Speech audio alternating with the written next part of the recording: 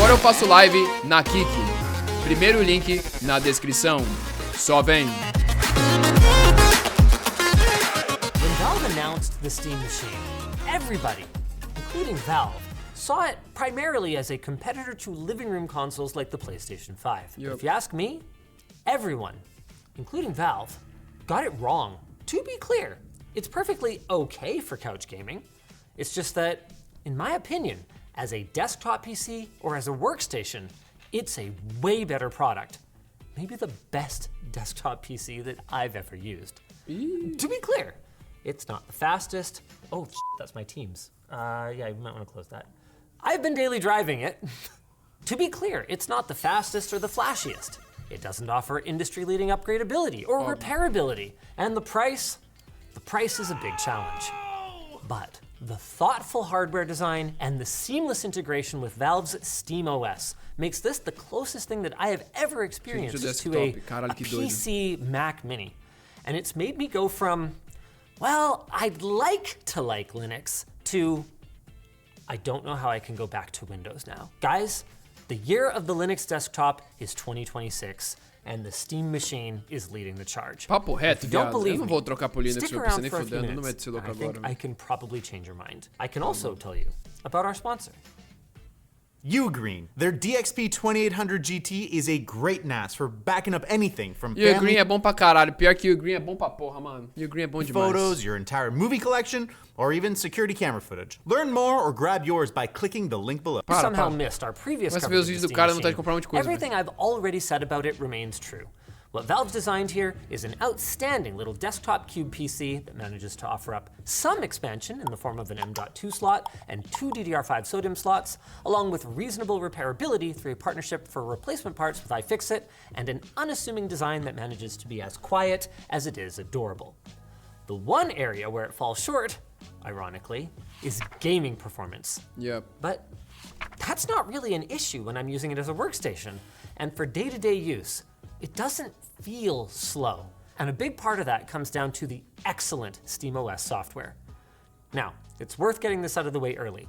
A lot of what I'm about to say about SteamOS is really about Arch Linux, the KDE Plasma desktop environment, or Flatpak, the package manager that makes browsing and installing applications on Linux More easy. very App Store-like. But Valve has made meaningful contributions to making these things as good as they are, including sponsoring upstream development. And, maybe more importantly, Valve is doing the work of curating all of the elements that make up SteamOS and validating the experience of how they work together. Take, for instance, the switching process between the default gaming SteamOS interface and the desktop one you're looking at here. All it takes is a quick reboot to desktop mode button, and within seconds, game scope is gone to be replaced by a lightly customized KDE Plasma that is made to be just so friendly to Windows refugees like myself. I would say that customizing it to your liking should take no longer than like 10 to 30 minutes. Like my oddball 6K by 2.5K monitor resolution was detected immediately. Stop! And while I was checking that, I was struck by just how simple the configuration menus are. Like, Mano, sabe o que eu tô why does pensando, velho? Caralho, sabe o que eu tô pensando, viado? E se começar a usar essa porra como PC de stream, viado? Bro. Microsoft feel the need to hide HDR settings within a submenu? And for that matter, why is refresh rate an advanced option? É, It's vai se fuder. 2026. Sim, mano. This is more like it. Oh, and by the way, thank you for having pointer acceleration off by default. Like, duh, right?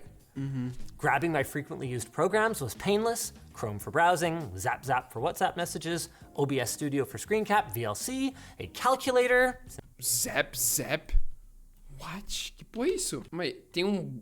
What? Shut the fuck up. Tem o Zap é o bagulho pro... Zap, WhatsApp better on Linux. What the fuck? Não sabia dessa não, mano. Since one wasn't included for some reason. And Windows snapping works exactly like you'd expect. Actually, better than Windows in some respects. Have you guys ever had a window that's like snapped to a virtual display somewhere off screen and thought, oh, darn it, now is it Control arrow or is it Windows arrow to move it over? Well, on SteamOS, I don't know, just close it and reopen it. A freshly launched application will pop up somewhere sensible, like, I don't know, maybe in the middle of the screen. Love it. The whole experience feels familiar but better. with thoughtful features like wiggling the mouse to embiggen it like on a Mac, the ability to ping your speakers simply by clicking the volume slider rather than dragging it. Why did you remove that functionality, Microsoft? É mesmo, não entendi, And, mano. barring the odd weird frame drop, Qual que é a play, velho? well-tuned animations that look and feel modern, but are fast and subtle enough that they don't get Appreciate. obnoxious. A recent Samsung One UI update is actually the perfect example of the kind of animation bloat that SteamOS eschews. Why are 5 tiles wiggling every time I swipe a notification? That's not to say that everything went perfectly. This is my desktop setup at work. Like that blissful looking mousepad, by the way? Coming soon, ltdstore.com. Anyway, I ditched having a desktop the better part of a year ago because I have 2 desks at our 2 offices, and it's way easier for me to carry all of my stuff around with me on a laptop. So I'm a big fan of USB-C docking in order to hook up all my peripherals and charge my battery. Well, the Steam Machine has a USB-C port, and it's pretty high speed at 10 gigabit per second, but unfortunately, it is not wired up as a display output, nor does it have USB 4 capabilities to allow it to work with Thunderbolt peripherals. And this is a great example of the kind of thing that can end up overlooked in the rush to get an Embargo Day review out, but might come up during the weeks or the months that you spend daily driving a device later. It's unlikely to be a huge issue for you, since you likely won't be carrying your Steam Machine back and forth to the office in your backpack, but still, I wouldn't have minded a better Type-C port, or, while we're at it, a 2.5 gig network port. I suspect Valve knew what they were doing when they focused instead on high-speed wireless networking. Quanto left é a off caralha da mochila? What the fuck? Não, calma aí. Não, Stack, pelo amor de Deus. C-port, or, while we're at it, a 2.5 gig network port. $300. I suspect Valve knew what they were doing when they focused instead on high-speed wireless networking and left off 2.5 gig LAN. I mean, they do, after all, run the Valve hardware survey, but on a CPU with 6 Zen 5 cores, I should be able to exceed gigabit download speeds without buying a separate 2.5 gig USB NIC. On the subject of networking, you might recall that Elijah really struggled with accessing network shares in our recent Linux Challenge series. Mounting network locations as though they are a physically attached disk is not well supported, especially on immutable OSs at this time. I'm happy to report, though, that the KDE team has found funding to chase down this issue, and I'm also happy to report that if your needs are less complicated than his, on SteamOS, SMB shares are easy to find, authenticate, and bookmark for future use. Though, I did hit a small snag when I was transferring files off my phone. First of all, I want to shout out the way that I get prompted when I drag and drop for whether I want to copy paste or cut paste. I really like that. But what I don't like is where the devil are my thumbnails? It looks like Dolphin, the default file explorer, needs to be configured in order to show previews for network files. And you can tell it anything under some given size, which fixed it, but I did find it to be a little slow to generate them sometimes. The bigger issue when I was transferring files was when I plugged in my other phone from Apple. Turns out that out of the box, iPhones can't be accessed over USB at all. And this is a real problem for ingesting video.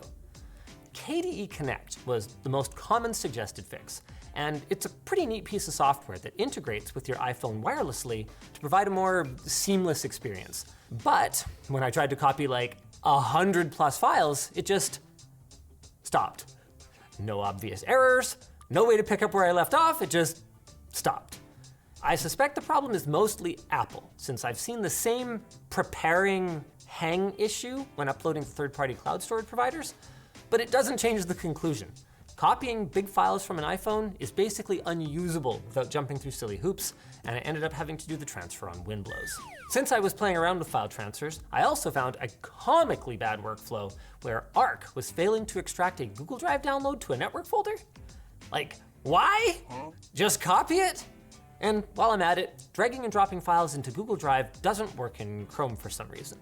On the plus side though, once I had the files on my NAS at home, a quick AI guide had me using Tailscale to remotely transfer those files from my Steam machine to my work NAS in less than 2 minutes. So say what you want about AI, sometimes it really is a total waste of sand. It has made switching to Linux easier than ever before, because what used to be just endless wading through outdated Reddit threads or or even Fórum. worse, Steam forum arguments, is now usually just a quick prompt and a probably helpful if Fórum over-the-top dele. glazy response. Coming back to that Steam forum conversation for a second though, there's another Linux issue, this one raised by Luke during our challenge, that does not appear to be addressed by SteamOS, and that's auto-scrolling. Windows has this great feature that allows you to click with your middle mouse in the blank space on a scrolling web page or application, and then just move the mouse to start a smooth, continuous scroll. The more you move, the faster it scrolls. And it even works horizontally for my spreadsheet lovers out there. If you've ever experienced repetitive strain symptoms in your wrist, I'm not a doctor, but you need to start using auto scroll right now. It majorly cuts down on unnecessary mouse movements or scroll wheel scrolls when you're reading documents, and just plain doesn't work properly on SteamOS. And you know what, Ryblade? Responses like this aren't constructive. I'm really happy for you that middle clicking to paste text is more useful to you. It isn't to me.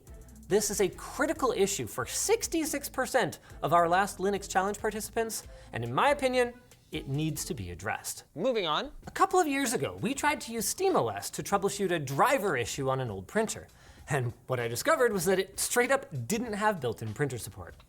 Well, fast forward to today, and it took me just about 30 seconds to go from no printer to this delightful booklet of wasted paper when I tried to print a test os bagulho ali em cima. Tudo fodido. progress. In all seriousness though, with a little bit more work, I could have had my printer working, and when I really tried to throw it for a loop and I threw my Fuji ScanSnap at it, I got that working in less than 3 minutes. Okay, the free software I used got a little confused, trying to save my scans as an image rather than a PDF, defaulting to bitmaps and then spitting out errors about how bitmaps are not supported, but PDFs worked, so progress. Okay. And as much as I'm kind of taking the piss a little bit, I'm actually serious about that. Every Linux issue that I can think of over the last 10 years has been meaningfully improved since I found out about it. Like, I remember flagging crappy GoXLR audio interface support during our first Linux challenge. Nowadays, it works as well on Linux as it does on Windows, maybe even better due to TC Helicon abandoning their software support. XLR To be é clear, meio estranho, SteamOS né? is not going to be the right choice for Eu everyone. nunca gostei muito, não. The lack of, facial recognition through Windows Hello kinda sucks. And it's an immutable OS, meaning that it kind of resets every time you reboot. For a lot of people, this won't be a problem, but to show why it could be, part of getting my GoXLR interface configured involved installing a utility that was not available in a Flatpak. So I did some hacky stuff and got it to work, but then when I rebooted my system, it caused it to stop working. But while that's a downer for me, for gamers and application users Muito who produtor de want to conteúdo be usa XLR protected hoje from em dia, system mano. destroying modifications, Quanto I que feel tá essa porra hoje em dia? Tá caro pra um caralho, velho. E já era caro, agora ficou mais caro ainda. O XLR ainda é bom, o cara comentando. Os caras falaram que não tá tendo mais... Como que é? Não tá tendo mais... suporte. Tem mais streamer aqui falando que ela tem tudo fodido. Mano, caralho, o preço dessa porra é uma doideira, viado. É muito caro, mano. Jesus, 3K um bagulho desse. Vai todo mundo tomar no cu, viado. O cara fala da Ghost XLR, aí eu vou aqui, ó. Eu pego Ah, mano, não, sério, velho. Ó o preço. Mano, tipo assim... Desculpa, mano. Eu sei que os softwares são, tipo... Mas você pega, tipo, uns de produção, umas mesas de som de produção mais chique, tá ligado? Das clássicas, mano. E você paga metade do preço. Os caras, tipo, colocam esse preço alto porque tem funções mais facilitadas, mas foda-se funções mais facilitadas. Se você estudar só um pouco, você não precisa gastar 3 mil na porra no produto, você só gasta 500, 600, tá ligado? this was a very smart Foi uma puta de uma modinha do caralho comprar essa Ghost DLR, mano. Pode ser bom pra muita função. Mas agora parece que nem os caras nem atualizam o software mais, os caras, porque foi demitido. E aí, nossa, não, meu Deus, velho. choice on Valve's part. Não. And that's what SteamOS really boils down to. It's not unique. In fact, I was sitting with Jordan pointing out how OneDrive isn't prompting me to buy a subscription, and Edge hasn't asked me today if I'd like to switch to it now or later, and it occurred to me that there's an easy answer to all of that. Windows can be configured to not do any of those things. And I really do want to explore Windows deep loading, but I gotta confess, I get almost like a PTSD type of response to those interruptions at this point. É foda. Like, SteamOS has some annoyances too. Tediously clicking away notifications that pile up in the bottom right, that's one of them. But because everything about it feels well-intentioned, I have so much more patience for it. Like, by contrast, I feel Mas é que é a constantly mesma coisa do on bagulho da edge, Steam jogando. pun 100% intended, when I'm using Windows, As just from notificações da all the direita. past experiences. And besides, É bem mais de why boa, should I mano. have to de-bloat? Remember I told you could probably have this set up in 10 minutes? I meant that. A product that I pay for should feel comfortable out of the box. Do you remember when technology was made to make our lives better instead of existing only to sell us shit? I remember. And the dumbest part of this is SteamOS totally does exist just to sell us shit, and it still manages to be that much better than Windows. Okay, last thought here. Valve, can you please add a button to default to boot up in desktop mode so that I don't need to use a terminal command? It was the one normal thing I did on this system the entire time I was using it that required the console. And that is really high praise indeed. Enjoyed this video? Why don't you check out the review? It was a lot less focused on the SteamOS desktop experience. Então no and a final lot essa more porra é um focused computadorzinho, na real. on gaming. Voltou pra ser um dos melhores desktop, então melhor do que o do Not Mac quite lá as que fizeram na rosy a época. picture. Eu até falo aqui.